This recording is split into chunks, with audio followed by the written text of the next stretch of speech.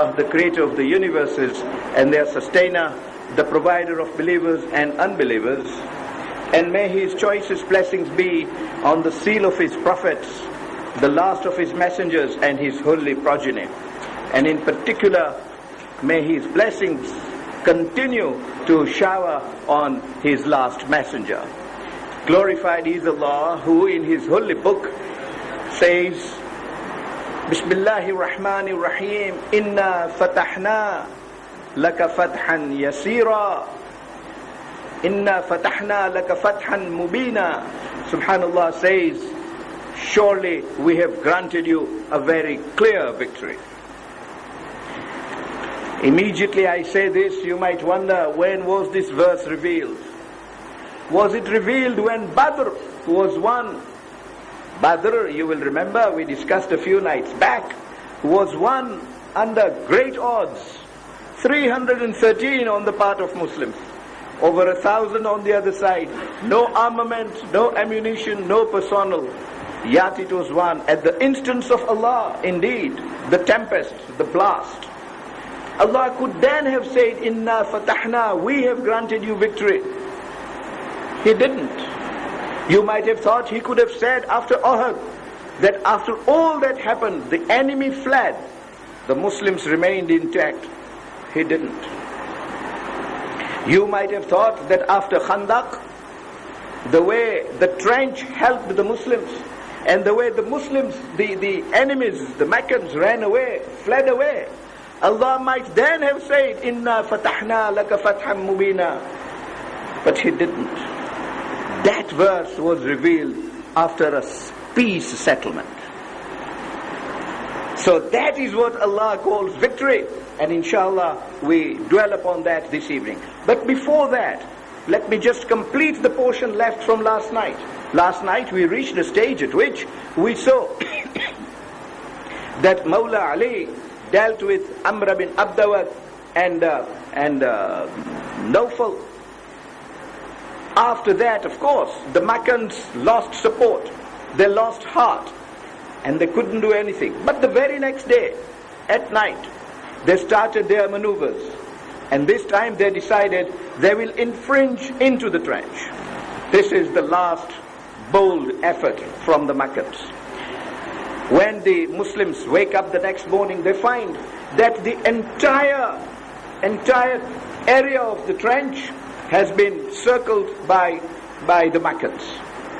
The Muslims, of course, were always there. Now they had to reinforce themselves. And the Meccans throughout the day made desperate efforts to cross over from any vantage point that they had. But the Muslims had their feet dug in. And every attempt from every niche and corner of that trench was repulsed. Of course, about a dozen of Muslims were injured in the various fights that took place in those processes. But each of the efforts on the part of the Meccans was repulsed, and they were sent back. Now Abu Sufyan is cornered. The combats were lost. Great general like Amr bin Abdawad is gone. Efforts to cross through the trench are also not succeeding. And so he decided that he will play upon his usual tricks. He got in touch with the Jews.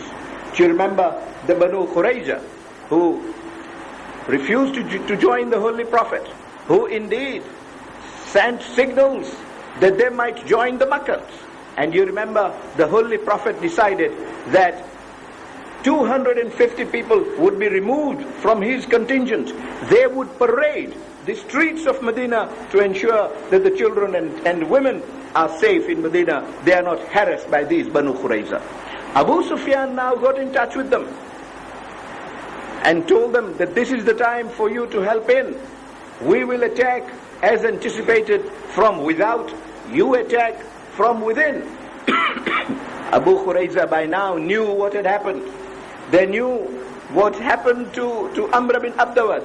They knew there was no general who had the courage to go and fight the Muslims. They knew attempts to cross the moat had also failed. So they said, we are not sure of your position. Your position has weakened so much that the first treaty we entered into with you is no longer valid. So you see, they now are disagreeing amongst themselves. They said, right, we will still help you, Meccans, if you give us a sizable number of hostages. We will hold them. So Abu Sufyan says, why should you hold hostages from us? And they say, we are afraid that when we come out to attack and the Muslims subdue us and take us in charge, you will all go away. You are on the other side of the trench. You will all flee and be gone in safety. We will be the one who will become the victims in the hands of the Muslims. And we are not playing this game. So Abu Sufyan said, well, if we give you these hostages, what we fear is that you, having seen our weakness and having seen the position of the Muslims, might make a treaty with the Muslims. And you might make a treaty on the basis that you give away to them all these hostages whom we have given to you. So how do we compromise on that basis? The result clearly was no accord could be reached between Abu Sufyan and the Jews. And hence, Abu Sufyan was left in a situation in which he was all alone. On the other hand, the position of the Muslims was also getting dire. They were, of course, boosted in their spirit with the way the battle with Amr bin Abdawad went, with the way the battle against crossing of the trench by individual tracts went. All that gave them heart and support. But supplies were also dwindling. And as I said yesterday, hot days, cold nights, and they had to remain at the trench all the time. So the Holy Prophet saw that although there was, alhamdulillah, success all the way through, time was taking its toll. 21 days had passed by now. After all, they took 14 days to send Amr bin Abdawad. So the Holy Prophet again at his prayer mat. What a beautiful lesson from him. In any crisis, the solution lies with Allah. What is in our hands is to beseech Him and seek His help. But that faith and confidence that the Holy Prophet had in Allah is just indescribable.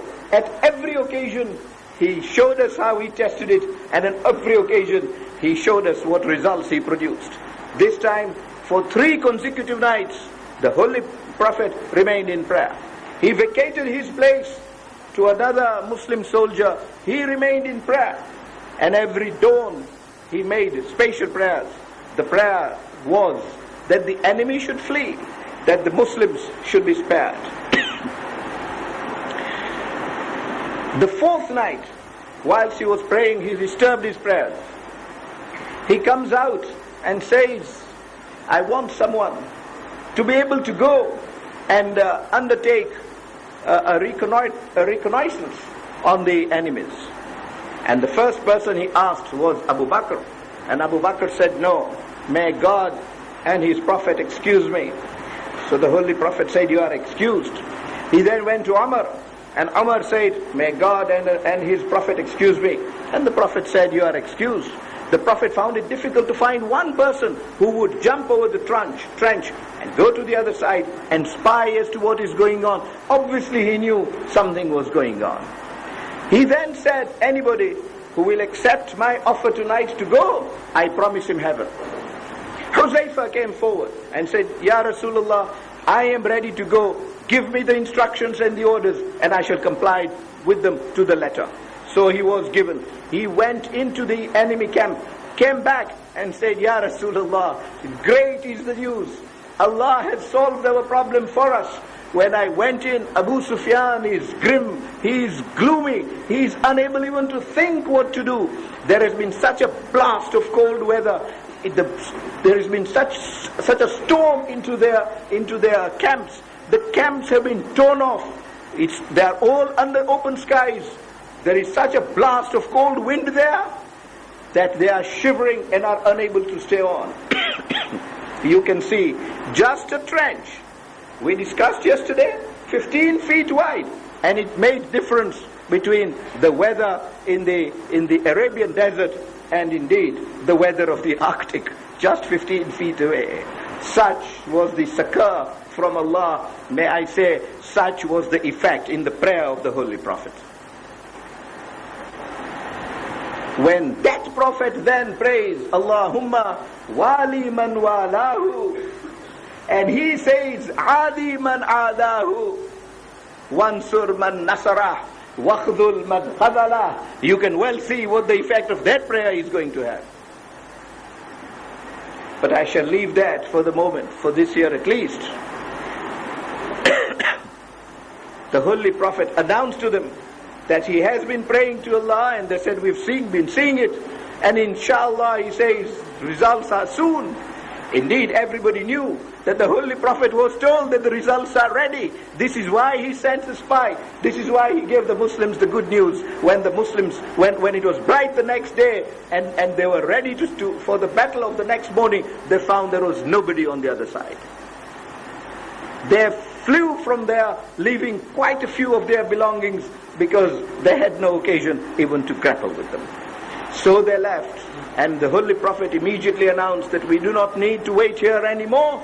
We can wind up our camps and get back to your houses and take a little rest. The Holy Prophet did not rest himself. All he did, according to history, was to get back to Medina, to the house of his beloved daughter, Fatima, salamullahi alayha.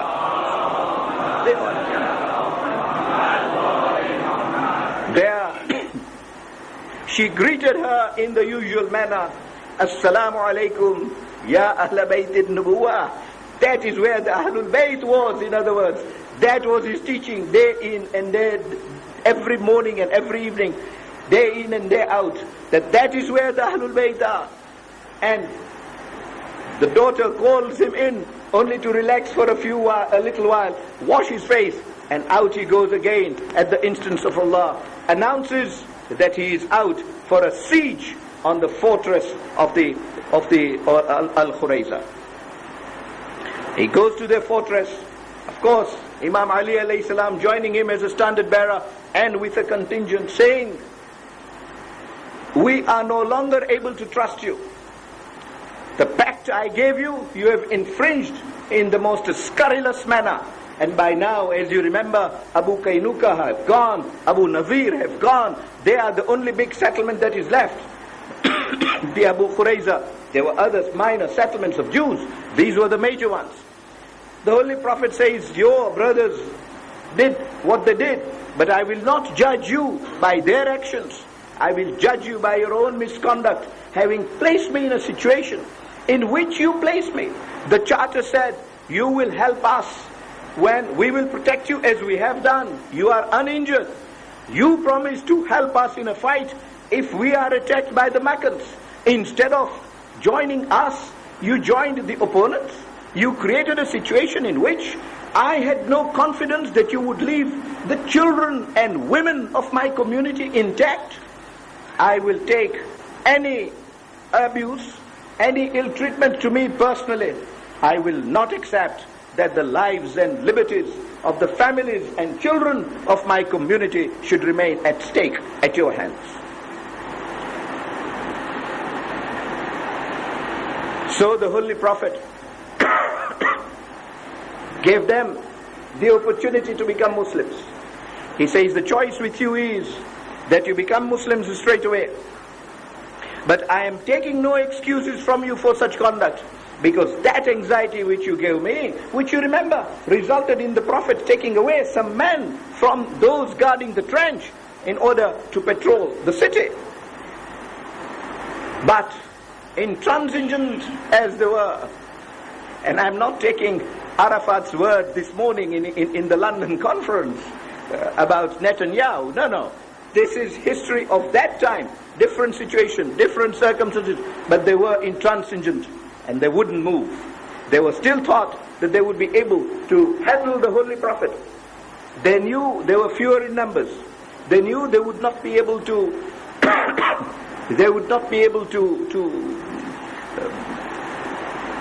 save the situation in any way, and hence they decided that they will give up. And they too were given the treatment that they should be able to live peacefully without any problem on their side. Again, they must leave all armaments. They can only take away their movable properties and were allowed to go. What a magnificent result that the Prophet gave to these people who had caused him such headache and such lack of security within his own compound, in his own backyard. Well, such was the situation then, insofar as the fifth year after Hijrah was concerned. The Holy Prophet knew that there was now going to be some peace from the Makkans for a while, some peace from the Jews for a while. Trying to consolidate the internal situation, he saw the Christians. And at that time, the monks in the monastery of St. Catherine were having small complaints. They approached the Holy Prophet, and the Holy Prophet said, no, any small matter that causes concern to other religionists is not acceptable to me. And a new charter was issued. We have discussed the People's Charter, which still stood valid. That was a charter for all people who had obtained nationality. The Universal Declaration of Human Rights, and this is what I want to discuss tonight, question of human rights. The Universal Declaration of Human Rights says any human qualified under the law of the country can become a national and should not be denied nationality wrongfully. Look at what the Holy Prophet says. He does not even lay qualifications. He says anybody domiciled within Medina can apply for nationality. Be he a Jew, be he a Muslim, be he of any other community, could apply for nationality. Universal Declaration talks of protection and liberty. That pact provided not only protection of life and property, life and limb, it provided protection against the dignity of man. No man will be abused. No vexatious conduct will be meted out to him. And this is despite the fact that vexatious conduct was meted out by the Jews to the Muslims. Muslim women suffered at bad language from the Jews and the non-Muslims. Yet the Holy Prophet kept his pact alive. Now, when the Christians raised a slight murmur, the Holy Prophet said, you will have a charter of your own. And in that charter, not only will you be protected, all non-Muslims will be protected. That charter said that no Christian should be molested because of his faith. No person who is a non-Muslim should in any way be vexed because of his religion. They should all be given freedom to practice their religion in any manner they like. No bishop be removed from his bishopric. No monk be removed from his monastery. No pilgrim be restrained from his pilgrimage. Didn't finish there. He said, indeed, if any church required repairs, the state must provide such help, will provide such help as the state can provide. Individuals should provide such help as they can provide. And if they help Christians in maintaining their churches or otherwise in running their affairs of their religion, Muslims will not be accountable as helping non-Muslims. They will not be accountable as helping in the religion of those not believing in Allah as such, as Muslims do, but they will be treated to be people who are abiding by the command of the Holy Prophet in that charter. So even that prohibition was removed. Indeed, it was considered in that charter to be a grave offense for a Muslim. I wish the Holy Prophet had said the reverse, but he didn't. All he said was, it will be a grave offense for a Muslim to annoy a non-Muslim entirely because of his religion. Can the Universal Declaration of Human Rights show us such provisions? It didn't even say that no religionist will annoy a member of another religion by virtue of his religion. Oh no, that might appear fair. He went beyond what fairness required. He did not ask them not to revel at the Muslims. He only stopped Muslims vexing the non-Muslims. And he said that charter would apply not only to Christians but to any person following any religion at all.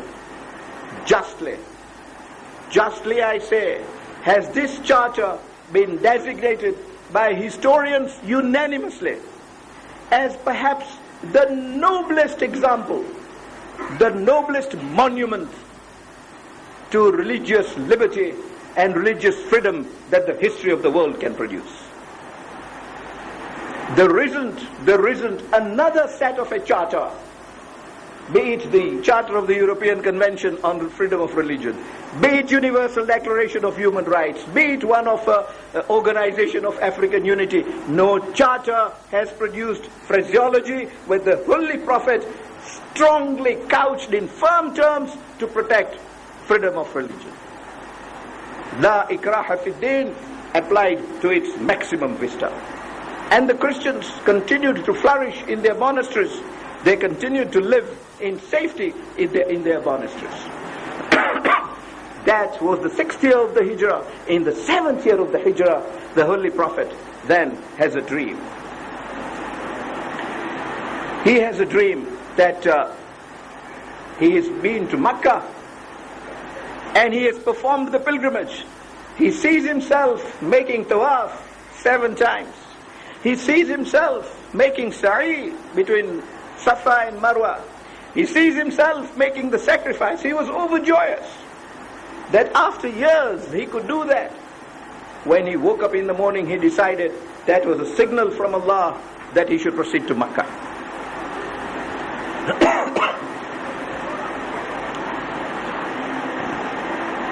The moment he said this to his compatriots, they said, "But what is our safety in going to Makkah? This is in the heart of the enemy land." The Holy Prophet said, but today is already the 1st of Dhul Qa'dah, Shahrul Haram. This one, what follows, Dhul Hijj, also Shahrul Haram. There can be no battle. The Meccans can't attack us because it is a month in which any battle is prohibited. For that matter, in Muharram, battle is prohibited. That also is a Shahrul Haram, if only Yazid knew what that meant. However, people got hard. 1,400 people gathered, and the Holy Prophet said he would soon be moving with contingent of 1,400 people and about 800 camels. These were camels for sacrifice, and they were marked as they need to be marked under those procedures. If you're making your umrah from that end, they were marked to be sacrificial camels, so that there was no question about they being used for any other purpose. Out they went, unarmed, except the ordinary traveler's sword. Totally unarmed, no ammunition at all. They were now going entirely for this pilgrimage, and they went to Dhul Hulayfa. At Dhul Hulayfa, they made their ihram, and out they went to Makkah. The Meccans got the news. Those who harbor ill will only think of ill will at the first go. So they thought Muhammad is coming to attack them. And so they decided they will not allow him in. And the son of Khalid, a battalion of about 200 went out. The Holy Prophet met them when he was already quite a few miles out of Makkah. And when the Holy Prophet saw them, he decided he would change course. He changed course so that there is no direct confrontation, and moved on his camel until the camel stopped. When the camel stopped and sat down, the Holy Prophet said, "This is where I will camp for the time being." He was told, "But this is not a place to camp because there is no water here. We will be in trouble." The Holy Prophet said, "That's a small problem." That Prophet, who all the time was insisting on an application of logic, and I've spent quite a few minutes, perhaps 15 minutes one evening, to discuss his discussions on nature from ayats of Quran which we went through. That Prophet yielded to a miracle. He took his arrow from his archery and put it on a well that had already dried, and water started gushing out. And water started gushing out right to the brim. And the Muslims were overjoyed that they had all that water which they would have needed in that particular place. That is Hudaybiyah. That is where he stationed. And when he stationed there, immediately 3 Meccans came saying that they were messengers from the Meccans, and they want to know precisely why the Holy Prophet has made this journey. And they said to him, and he said to them in very clear words, no ill intentions at all. I am here only for the sake of pilgrimage. Look at my people, totally unarmed. Look at these sacrificial camels we have brought, only for sacrifice. I've had this dream, and I want to make sure that I just have a pilgrimage and I go back. And you have my assurance that none of you will be touched, and immediately after the pilgrimage is over, I will vacate Mecca. Not only that, so will each one of the persons who has come with us. They didn't agree. Urwa was the messenger. He said, no, the Meccans are so disturbed that there is no way, there will not be a big battle the moment you come in, and there is no way that the Meccans will let you do the pilgrimage in safety. The Holy Prophet decided he would send his emissary. So, again, he requested Umar to be his emissary. And Umar said, no, I'm not in good terms with the Meccans. Send Uthman. So Uthman was sent. Uthman took time to come back. In the meantime, there was a rumor that Uthman has been killed. Indeed, a previous emissary the Holy Prophet sent came back saying that he was about to be killed. And they wouldn't let the Muslims in at all. When Uthman went, he was not threatened to be killed. He was told, you can perform the pilgrimage if you like. He was an Umayyad. You can perform the pilgrimage if you like. And Uthman said, no, I will not perform the pilgrimage without the Holy Prophet. They said, he will not enter. Negotiations broke down. All that took time. News reached the camp of the Holy Prophet that Uthman has been killed. The Prophet, trying to test the faithfulness of his people, asked for bay'ah, for an oath of allegiance from each one of them. And each one of them made an oath of allegiance to him. The oath being that if the Meccans will attack them, they will fight the Meccans at Hudaybiyah. Each one of them will fight to his last breath, and nobody will escape or desert him. لَقَدْ رَضِيَ اللَّهُ عَلَى الْمُؤْمِنِينَ إِذْ يُبَاعِينُكَ تَحْتَ الشَّجَرَةِ فَعَلِمَ مَا فِي قُلُوبِهِمْ فَأَنزَلَ عَلَيْهِمِ السَّكِينَةَ وَاللَّهُ خَيْرٌ حَافِظٍ. And Allah says that when they made allegiance to you under the tree, at Hudaybiyah that is, Allah knew what was in their hearts. Allah knew what was in their hearts, and hence He sent sakina, peace and comfort in their hearts to give them strength. So it was that fidelity which Allah Himself recognizes in Surah Al-Fath, in verse 18. After that, they all gained strength, they gained morale, that they are all standing together to fight the Meccans. And what they see is Uthman coming back. Uthman came back saying, there is no way the Meccans will allow the Muslims to go in. But they are prepared to negotiate with Muslims. So the Holy Prophet says, yes, that is what I would look forward to.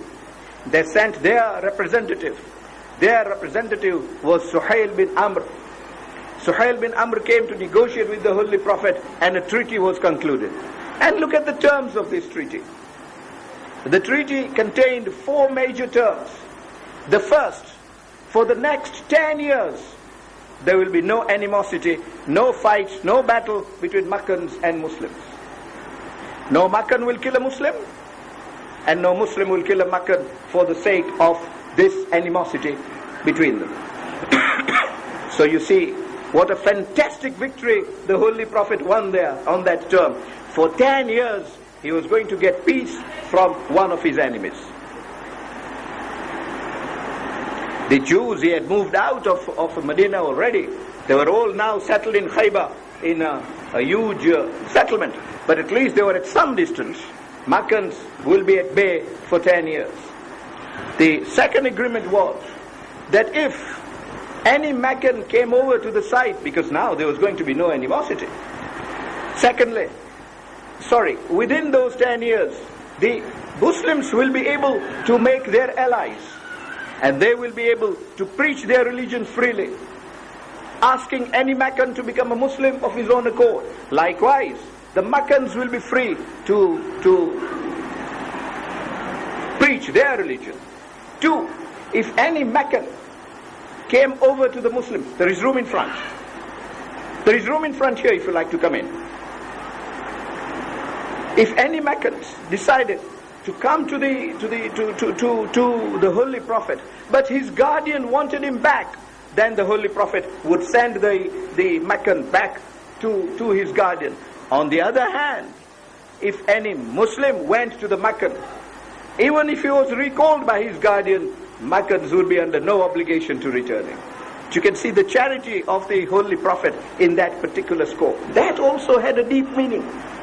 That meant that if their people was required back, he would be sent back out of charity, out of goodness of agreement. I forgot there is room here. On the other hand, if a Muslim was retained by them as they wanted, the Holy Prophet said, yes, you can retain them. Because now under the first clause, that Muslim would be able to preach Islam. So, they would be his preachers in enemy land preaching his religion. What a fantastic clause. The Meccans may not have realized. They may well have thought they were scoring a victory. The Holy Prophet was gracious to give them that charity, but he knew that in that charity lay advantage for himself. And the other clause was that the Muslims who will not perform any pilgrimage in that year, they will go back to Makkah. But in the next year, after a year, they will be allowed to come in to perform an Umrah, provided they came in without arms. Of course, they could carry the sheathed sword as any traveler would. And the position would be reviewed thereafter. The Holy Prophet accepted those terms wholly. When that settlement came to be recorded, the Holy Prophet called upon Imam Ali alayhi salam to take a dictation from him. And he started dictating the settlement with the words, Bismillahir Rahmanir Rahim. The Meccan Sahal objected. He said, we do not recognize that expression and we will not accept it in our settlement. The Holy Prophet said, how would you like to start? And he says, he used their expression, Bi ismika Allahumma. The Holy Prophet said, that is fine with me. In the name of Allah, in your name, O God. And the Holy Prophet said, I will start the document in that way. So it started that way. And then Imam Ali alayhi salam wrote the first sentence, that this is an agreement between Muhammad Rasulullah and Amr bin Suhail. He objected to that. He said, I will not accept that he is Rasulullah. I will accept a treaty in the name of Muhammad bin Abdullah, because that is his name. If he was Rasulullah, and if we were to accept that he is Rasulullah, what is the treaty all about? Then there is no point in issue between us. The Holy Prophet said, yes, I accept that argument. Imam Ali said, I cannot delete what I have written. I cannot delete. How can I delete that Muhammad is Rasulullah? What is on his tongue is known. What was by then in his heart was manifest. He would not even cross those words that he had written. His hand wouldn't move. Holy Prophet looks at him and smiles. He says, Ya Rasulullah, my hand does not move to cross out. The Holy Prophet takes the pen and crosses those words out himself. Those words are substituted by the words Muhammad bin Abdullah. And those terms are written down. You will be surprised that objections were raised from amongst the Muslims themselves. Eminent companions objected. Umar objected violently. He says, oh, not only that, he addressed the Holy Prophet. This is well reported. Addressed the Holy Prophet saying, aren't you a prophet of Allah? And the Holy Prophet says, of course, there is no question about it. Perhaps he should have been asked, what did he think all those days? But the Prophet didn't. He said, of course I am. So he said, aren't we on the right? And the Prophet said, of course we are. What is the question? So he says, but then why are we subjecting ourselves to this humiliation? The Holy Prophet says, I am a messenger of Allah and I act on his commands. Even then he turns to Abu Bakr and says, aren't we on the right? Why do we have to do this? The Holy Prophet executed the agreement. It was then, of course, witnessed by eminent companions, and the agreement was sealed. Great advantages flowed from that particular settlement. But first, the honor of the Holy Prophet had to be maintained by Allah.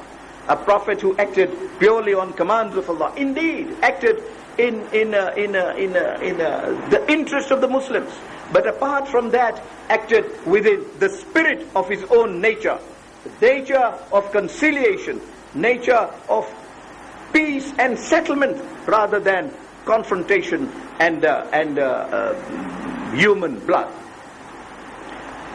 As they were coming back to Medina, this verse was revealed of Surah Fath, the leading words, the opening words of that surah, Bismillahir Rahmanir Rahim, Inna fatahna laka fathan mubina. O Holy Prophet, surely we have granted you the most clear of victories.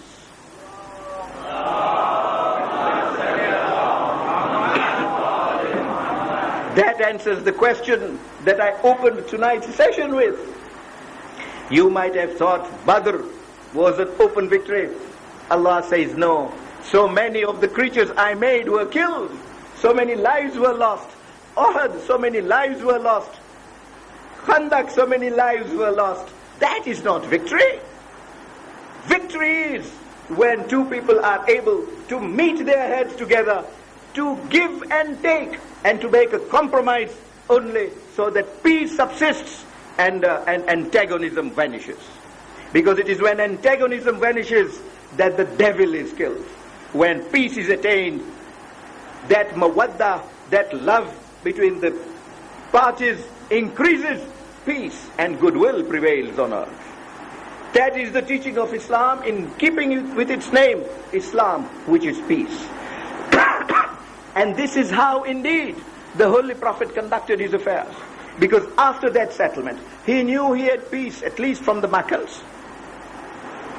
Although it didn't quite work that way, and tomorrow inshallah we shall see why not.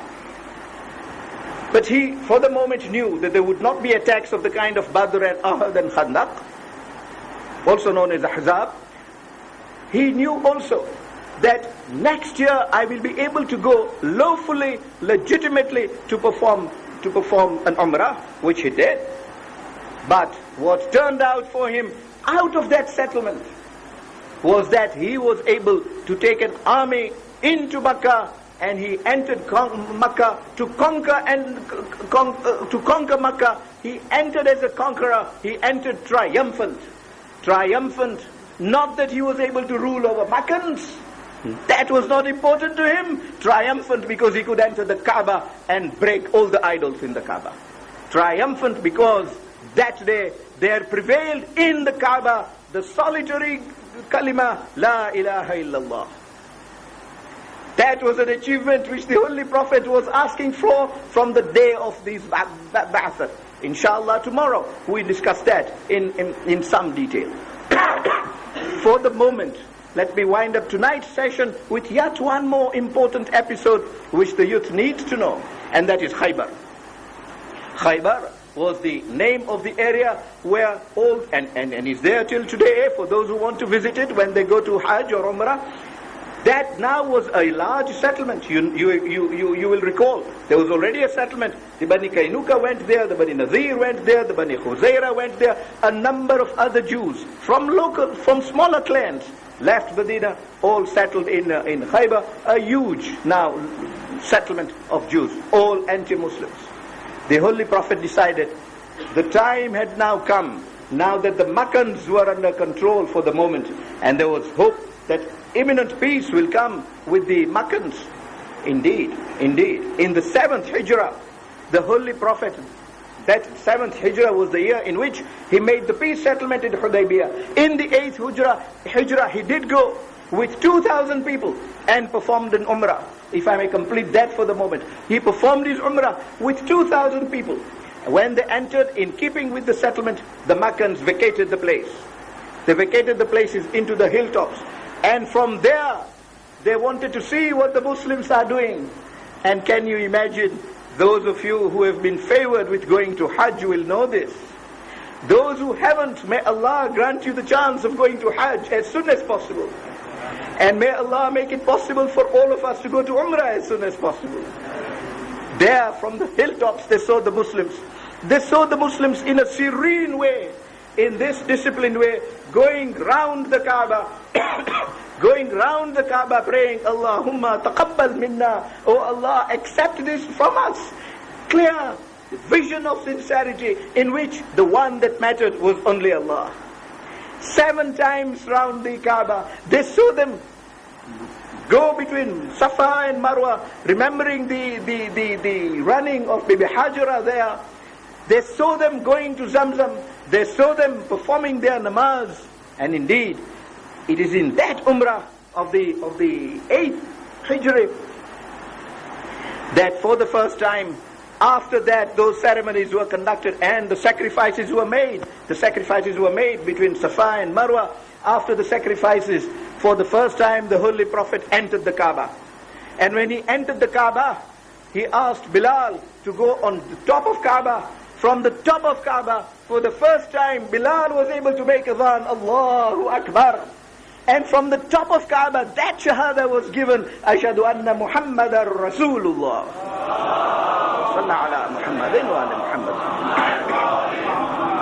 It resonated into the skies of Makkah. And the Makkans heard it all. Indeed, there were those whose hearts quaked. There were those who knew where truth lay. And there were those whose darkness from their eyes went away. Those ears which I said had become heavy, lightened to hear those voices. And those hearts with the coverings found the coverings now going. The hijab between them and the Prophet was beginning to disappear. They then saw them saying their prayers. They saw them stand before Allah. They saw them do ruku. And you all know what a majestic scene it is when the Muslims are in unison in ruku, when they are in unison in sajda, in that well of the Kaaba. When that pilgrimage was over, you heard news of numerous Makkans converting into Islam. The Holy Prophet then asked the value of that sulh of Hudaybiyah that he had made. Indeed, the sulh had its own imputations. It had its resonance. Indeed, perhaps I overlooked to say to you that when those changes were made and the Holy Prophet deleted the name Rasulullah himself, he turns round to Imam Ali alayhi salam and says, "Oh Ali, even in your time a day will come when you, like me, will accept a settlement which you yourself will feel should not have the deletions that are now being made." That inshallah we shall discuss next year if Allah so wills, how that situation confronted Imam Ali alayhi salam. However, when that set of prayers was seen by the Makkans, they got flabbergasted. Immediately after the 3 days were over, all Muslims in discipline left Makkah.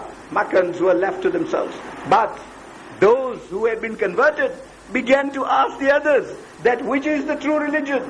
Is this the one that we see Muhammad following? Or is it the one that we have been doing in which we pray to these stones and wooden gods? However, in the 8th Hijrah, the Holy Prophet resolved that now that the Makkans are at bay, we must confront the Jews. And it is for the first time that the Holy Prophet sets out. He sets out with an army of 1,600 people, and goes to take the siege of the citadels in Khaybar. In Khaybar there were then 10 citadels, some large, some small. On his way he gets the news that the Jews already have information that the Muslims are marching on them. They are making peace with some Bedouins who will join them. The Holy Prophet took the route past the settlement of the Bedouins.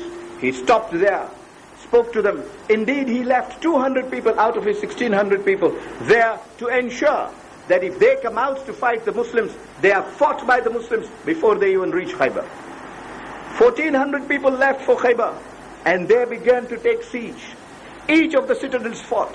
1 or 2 sorties, and the game was over. All the small ones fell. But as they fell, they gathered in the big one. It was called Al-Qabus, and that is where their king lived, the king of the Jews. And he had a very strong fortress, built very high on a rocky mountain. When all those, all those fortresses had already fallen, the Holy Prophet decided he would take a siege even on the Al-Qamus. And when he took a siege on Al-Qamus, the Jews were absolutely astonished at the courage of the Holy Prophet, because they outnumbered the Muslims by leaps and bounds. They were so much stronger. That fortress was built only of armaments. How are the Muslims to fight? What courage! Instead of seeing that this was a result of divine spirit that was governing the actions of the Holy Prophet, instead of seeing their light, they still were in the slumber of their darknesses. They still thought this is an inexperienced warrior. Had they not seen him in Uhud, had they not seen him in Khandaq to see how he deployed his affairs? However, the Holy Prophet, the moment he got into that fortress, he knew what was coming. And it is said that each night the Holy Prophet would spend the night in prayer at a particular stone where a mosque has been built now. At that particular stone, you can still visit that mosque and say your 2 rakat namaz. At that place in Khaybar, there is that mosque. He would pray every night there to Allah for success and for the succor to Muslims. However, a stage was reached when he could wait no more. The Jews were intransigent. They wouldn't give way. The fortress was not going to collapse in that way. He sent Abu Bakr with a contingent to fight the Jews. Abu Bakr came back repulsed. He sent Omar. He came with a contingent. They all came back repulsed. He then decided, after prayers of the night, he announced that tomorrow I will give the flag to one such mu'min who is firm. لِأَعْطِيَنَّكَ رَايَةً غَدًا رَجُلًا قَرَّارًا غَيْرَ فَرَّارٍ يُحِبُّ اللَّهُ وَرَسُولَهُ وَيُحِبَّهُ اللَّهُ وَرَسُولَهُ. He will be that faithful mu'min who will be a man.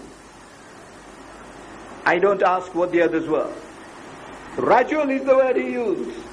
He said a man, rajulun qarraran, steadfast, ghayra farar, one who does not run away from the battlefield. Yuhibbullah wa rasulahu. He is one who loves Allah and loves the Prophet of Allah. Any question about it?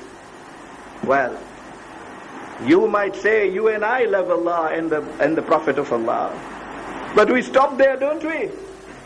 The Holy Prophet goes further and says, وَيُحِبَّهُ اللَّهُ وَرَسُولَهُ. And Allah loves him, and the Prophet loves him. Dare one of us make that claim? We are accused. The Shias are accused. And I will deal with this point very cursorily, but I will not let it pass unsaid. The Shias are accused that we give more importance to Ali than the Holy Prophet. Of course we don't. We love Ali only for one reason. Because we love the Prophet and we love Allah. And we want to see, we are not sure of ourselves. We love Allah, we love the Prophet. We wouldn't be here otherwise. We wouldn't be talking about him otherwise. In every prayer we say that and we send salam. But when we love Allah and love the Prophet, we are not sure that Allah loves us. Because we are sinners. We are not sure that the Prophet loves us. Therefore, we look for that man for whom the Prophet would say that Allah loves him and Allah loves the Prophet. We can then confront the Prophet and say, maybe you didn't love me, but I loved him who loved you and whom you loved. And we can confront Allah subhanahu wa ta'ala and say, I may not have been as good a Muslim as you wanted me to be. I may not have been as good a human being as you, my Lord, wanted me to be. But I loved him who loved you and whom you loved. And I loved him whom the Prophet loved, and he loved the Prophet. And we get this from the horse's mouth. يُحِبُّ اللَّهُ وَرَسُولَهُ وَيُحِبَّهُ اللَّهُ وَرَسُولَهُ. And everybody wanted to see who this personality is, who gets a certificate on earth that Allah loves him and Allah's Prophet loves him. But I have already recited to you a few nights back, وَمِنَ النَّاسِ مَنْ يَشْرِي نَفْسَهُ ابْتِغَاءَ مَرْضَاتِ اللَّهِ. And there is one amongst people who has sold his nafs, himself, for the pleasure of Allah. Wouldn't Allah love him? These are Allah's words. Everybody wanted to see who gets the flag the next dawn. Everybody wanted that flag. Those who went and came back wanted it again. Sa'ad ibn Abi Waqqas, he said, even fell right in presence of the Holy Prophet, so that the Holy Prophet does not forget him. But when the time came, he turns around and says, where is Ali? Salawatullahi wa salamu alayhi.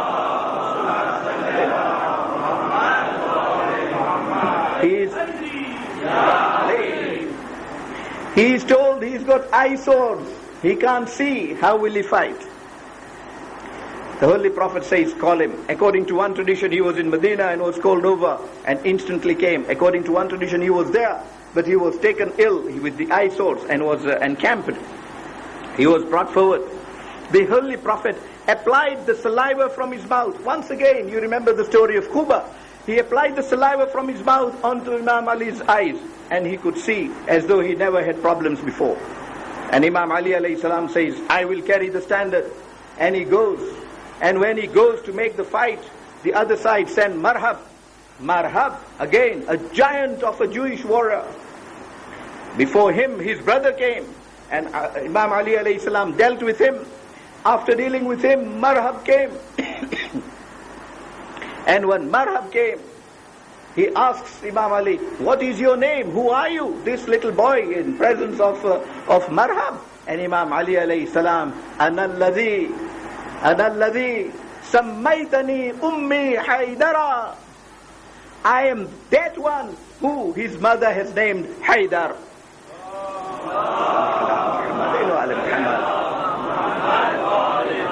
And this was because Marhab had a dream, and he saw in his dream how a lion was tearing him into pieces, and his mother had told him, Marhab, you are successful and will continue to be successful, but when you meet a man named Haydar, watch out, that will be your last day on earth.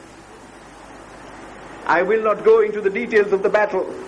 Soon, Imam Ali alayhi salam was heard announcing Allahu Akbar, and the Holy Prophet responded, and then came answer. He was dealt with, and soon it appeared that with those giants collapsing, the Muslims gained strength. They rallied behind Imam Ali alayhi salam.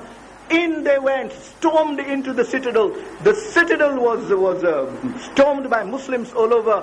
The Jews were all in a melee, and in no time the whole of the citadel collapsed into the laps of the Holy Prophet. Well, the question then arose, how are they to be dealt with? Were they to be dealt with the way the Bani Kunayka and Bani Nazir were dealt with, or were they to be dealt with differently? And everybody said, no, these people must be dealt with differently. The Holy Prophet turned to them and said, the option I give, like always, convert into Islam. And if they would have had amnesty, I am sure, because that was the only aim of the Holy Prophet. Every single blow that was given, every single blow was to be given, was only to secure the name of La ilaha illallah. Next year, inshallah, we will see how Zarabatu Aliyun Yawma Khandak was afdalu min ibadati thaqalain. But they were intransigent. They wouldn't budge. They said, no, we will not accept. We will not become Muslims. I will cut a long story short, because the clock does not allow us to go into details anymore, and I wish to finish Khandak tonight. Tomorrow is our last of the 10 nights, although we fortunately have 2 more nights, but questions and answers are to me an important session which must be given their due place in our program. However, they themselves said, we will only accept a decision of an arbitrator. The Holy Prophet said, that is exactly what I am after. Arbitration, peace between parties. You name the arbitrator and I will accept.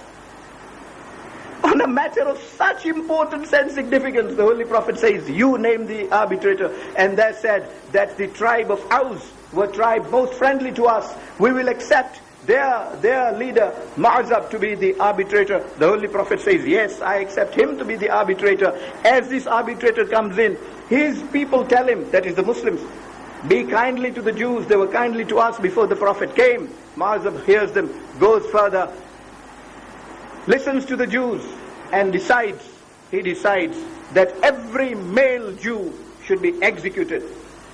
Every female Jew should be sold off in slavery and all their properties be confiscated. Should they not have taken a settlement from the Holy Prophet? Should they not have said that the Holy Prophet be arbitrator? They would have got a much easier result. They would have got a much more humane treatment. Although this treatment under international law of today cannot be regarded as inhumane. There were people who had committed treason within the compounds of the Muslim Commonwealth. And treason can only be dealt with by execution.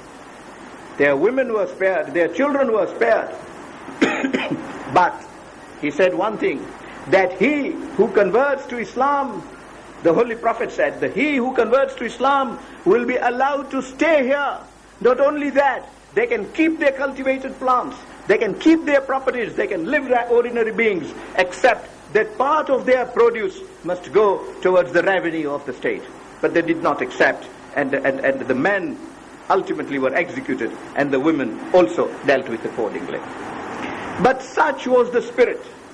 Such was the spirit in which the Holy Prophet conducted his affairs. True, he was treated so badly. True, he was maimed and injured all the way through. But he bore it all with greatest of patience. Such was the conduct of the one similar to him in Karbala. Ali al-Akbar, the son of Imam Hussein alayhi salam, was indeed the replica of the Holy Prophet.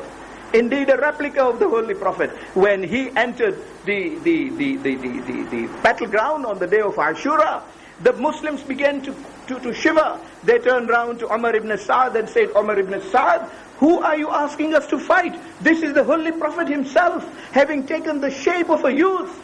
Every inch of this is the Holy Prophet himself. And Umar ibn Sa'd turns to them and says, don't be deceived. This is not the Holy Prophet.